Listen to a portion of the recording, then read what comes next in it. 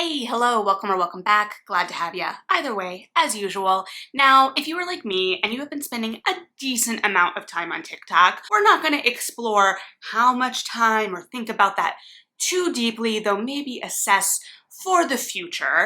You have been probably seeing some conversations regarding de-influencing. And to my best tracking of the thing, because these things spread through communities and it's hard sometimes to trace the exact source, but I believe that this started in the beauty community, kind of bled out to like fashion, and I have seen it creep into the book community and conversations around consumerism in bookish internet spaces particularly, and whether we need to rein it in, pull back, be de-influenced in some ways. Just this idea, I think, that we are feeding into this consumer mindset, especially places where it feels like we are being marketed to rather than engaging in organic conversations. And I'm not pointing any fingers at anything in particular there, just kind of drawing a wide, general, non-specific swath. And I think that this is a really interesting conversation to be having, but I think that especially in bookish spaces, it is a little bit more complicated because we kind of exist at this overlap, the kind of center of a Venn diagram between like capitalism and consumer culture and the arts. And so it is a very delicate balance in a lot of ways. And I think we are seeing this reaction specifically as a part of the current moment, right? We don't exist in a vacuum. So it is a combination of consumer culture and kind of mass spending, where the book culture and book spending kind of exponentially grew over the pandemic, especially the way that we've seen this kind of dialogue back and forth, sometimes only in subtext, kind of arguing aesthetics versus criticism, the kind of financial realities of the moment, and just having a bunch of unread books at the end of the day, potentially. So a lot of these factors are not mutually exclusive. A lot of them are incredibly personal, and a lot is going to depend on the person as well, potentially. So for instance, personally, I started buying a lot more books, physical books, in 2020, along with I think a lot of other people. And it was a combination of factors even then. I was a little bit more financially comfortable than I had been in a long time. We were locked down and reading has always been my main source of entertainment anyway. And I wanted to be supporting these local businesses that have always been incredibly important to me, to continue to see them thrive and stay around for whatever the future was going to bring, and to also support authors. So there were a combination of factors, and I definitely continued that trajectory into 2021 and 2022. Now, I recently posted an unhaul video, and so I have recently unhauled books. I did get to a half price books. I sold those books. I made like $22, which, to be fair, was what I was hoping for because I just wanted some laundry money because I still live in an apartment building and I have to pay for my laundry with quarters. So I made my laundry money and I'm very happy and I got those books out. But I had reached a point in my own collection where the piles were starting to stress me out a little bit, as I said. And so I made the decision to kind of purge a little bit and take care of that kind of external stressor. That external stressor threshold is going to be different for everyone. I'm in a smaller space, so I just kind of reached a point of no return in relation to the space that I have. But that point of no return could be dependent on someone's physical space, and there are people that may have been more comforted by those large piles of unread books. And to a certain extent, I had been previously. I just reached a tipping point somewhere, can't point to when, and decided to deal with it. So none of these factors are really tangible completely, and they aren't completely explainable, at least personally. And book buying is so personal for so many. It brings joy for so many. So I think some of this pushback we are seeing against the consumerism of buying so many books is kind of partly like when I mentioned the aesthetics of it, maybe the show of it, the large hauls, which do bring a lot of people a lot of joy, especially if you can find a lot of deals. I have obviously posted hauls before, but I think that there's this kind of false division right now, especially in the bookish community, where we're having this kind of argument about aesthetics and what makes a reader, and whether particularly Booktok, I've seen the criticism for the most, is focusing on aesthetics over content. I'm sure the same was said of Instagram when it was kind of the largest influencing platform. I'll admit that I haven't been tuned into the full breadth of all of these conversations over the years.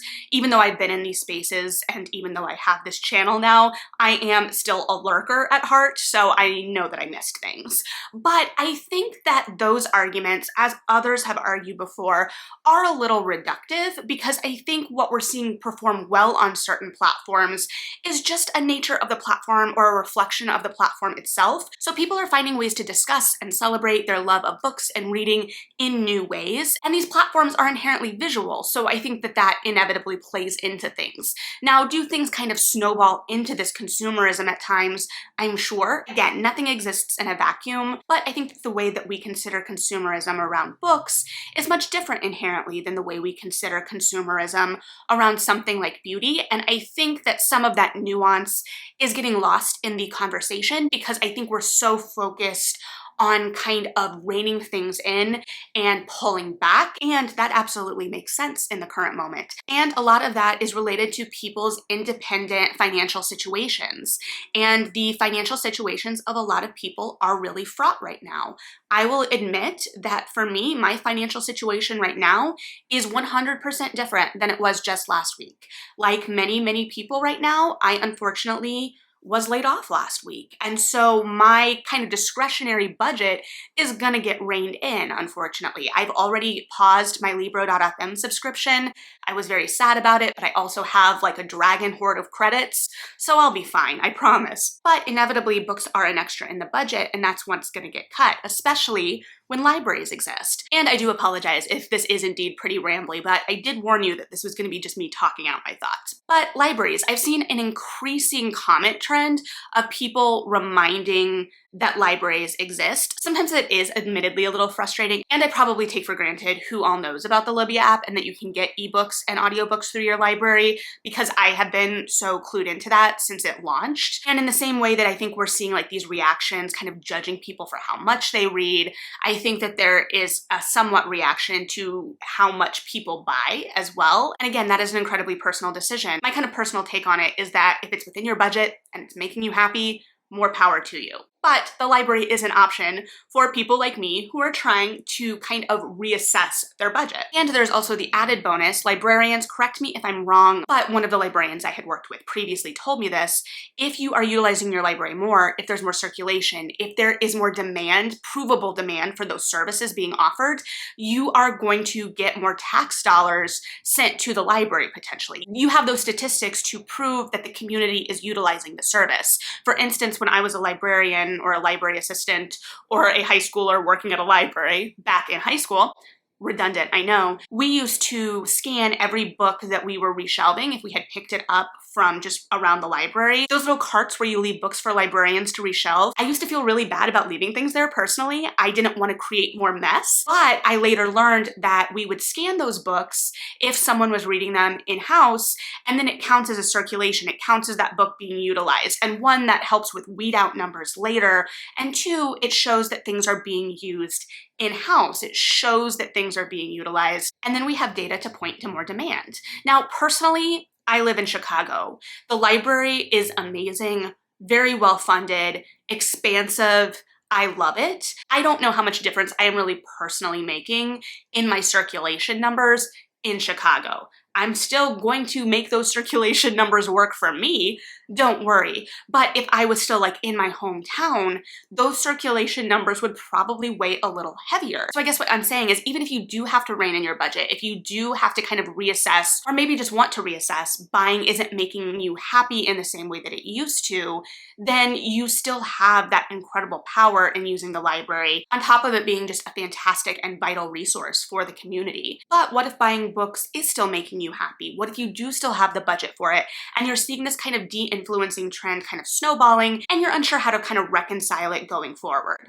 One, do what makes you happy as long as you aren't hurting others, obviously. But two, I think that this gets into the meat and potatoes of how the book community is a lot different, in that by still buying books, you are still supporting the community, the ecosystem, and some very vital parts of that, whether it be authors or bookstores, which I think most book lovers would argue are incredibly important. Bookstores are obviously fantastic resources for shopping, but they are also kind of community hubs in a different way than a library. They're like cousins. But especially as we're seeing more bookstores offer things like book clubs, offer opportunities for people to have a kind of third place, places to find that physical community that I think that we're all kind of searching for in some ways. And that is inherently why we're drawn to these conversations and these communities online as well. Shout out to all of you for being here, because I am sure I will be incredibly grateful for you in this kind of limbo period I'm going to be entering. And that community and that conversation is going to be incredibly comforting. So bookstores offer this. They also employ people in your community. They pay taxes directly back into your community.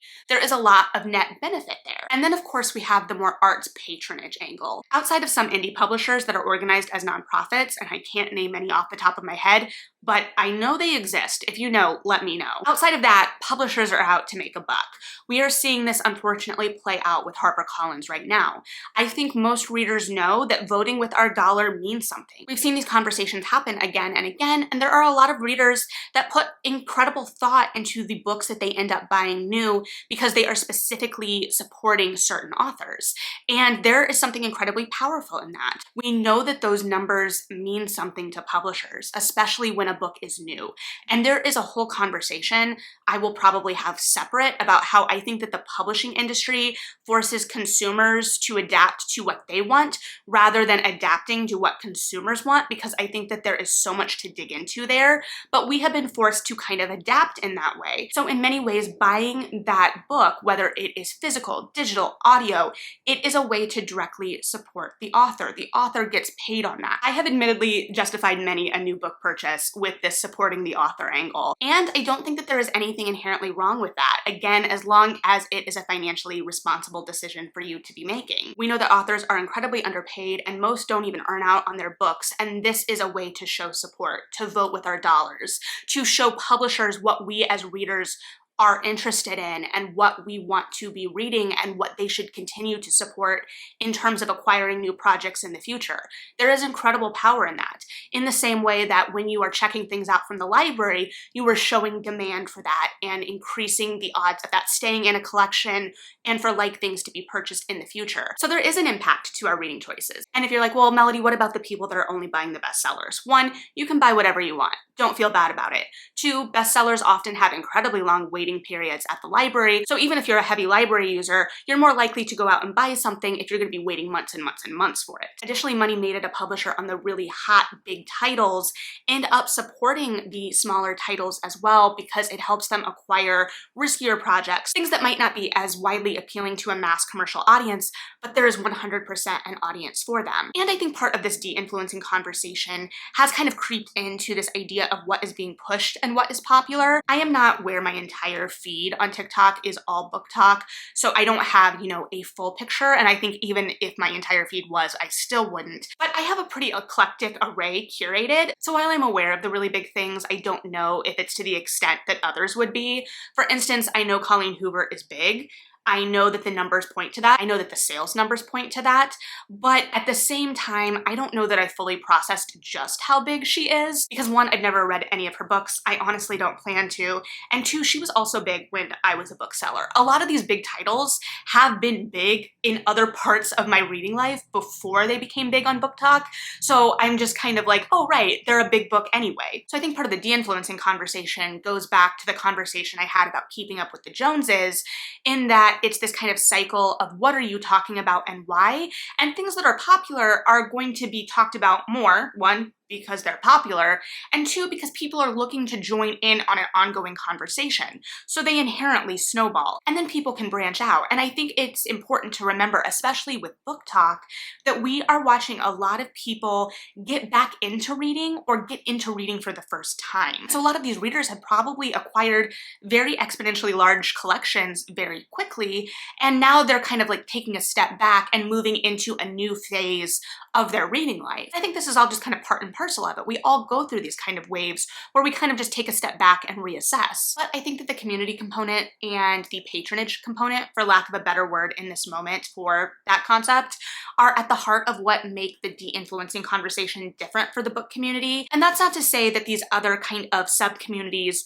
don't have that sense of community, but I think that it operates slightly differently. I think in the beauty community, obviously a lot of these people are passionate about makeup. They have fun with makeup. They express themselves through their makeup. It is an art form as well, and they may feel compelled to go try new things to express themselves, but also to potentially review first, which I think is where we might see some of that bleed into the book community, whether people are feeling like they have to go buy things to be able to talk about them quickly, and whether that's wrapped up in views versus passion. That is not a condemnation, that is a contemplation, because I think it's easy to feel pressured or get caught up in the hype of something, especially on a platform, whether it be TikTok, YouTube, Instagram, where you are seeing creators that you enjoy, that you consider part of your community in whatever way, and especially if they're getting like arcs to something, which is incredibly powerful for the publisher, as we know, because then the conversation starts earlier, people are more aware of the thing, more excited for the thing, but then there's more potentially pressure as well, especially for big titles,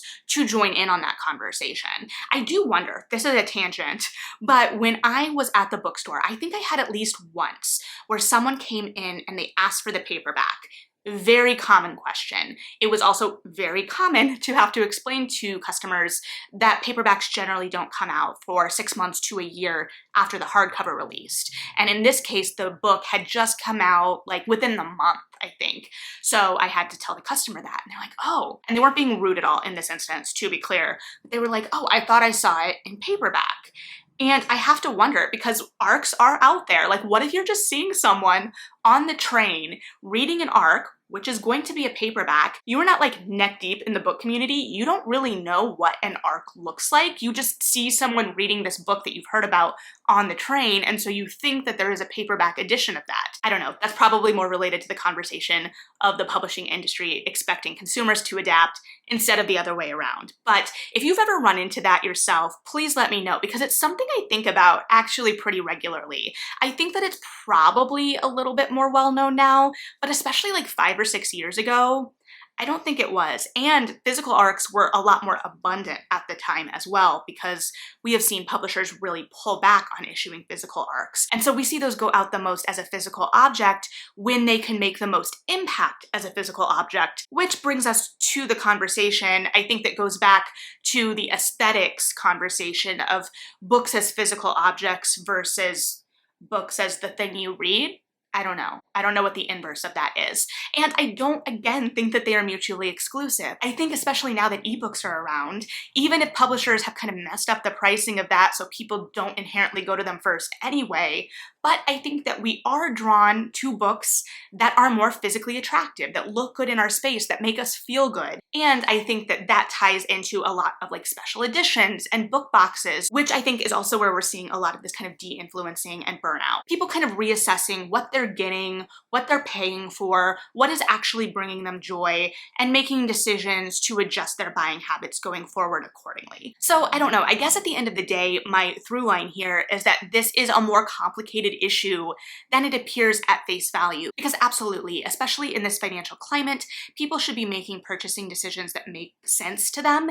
And I think a lot of internet spaces, people are just kind of on their guard about when they're being sold to as well. And so that is all kind of coming together at this particular moment. However, I also think it is incredibly important to be able to support authors, and even getting their books from the library is supporting them, to be clear. But in a world where we can send tips to our favorite creators online, why wouldn't we want to support our favorite authors? And the great thing about the TBR is that they don't expire. You can absolutely reassess. I just reassessed mine and kind of weed as needed, but those books are never going to go away. And as I think has been said in this conversation, because this conversation does not exist in a bubble either, part of the de-influencing conversation is this emphasis on the new and new titles. However, this also goes back to the publishing thing, because the newness is so important to the life of a book.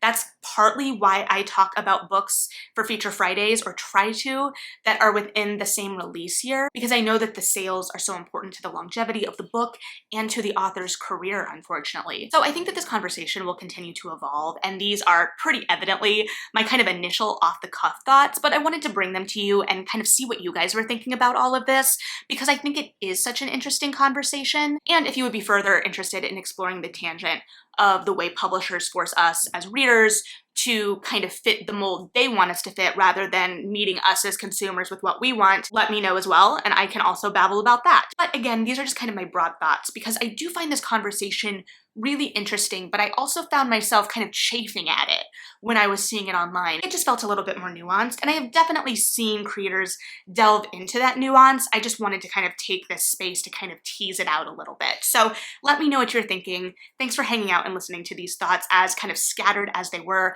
I appreciate it, and I appreciate you. Like and subscribe if you feel like it. Read something good, and yeah, bye.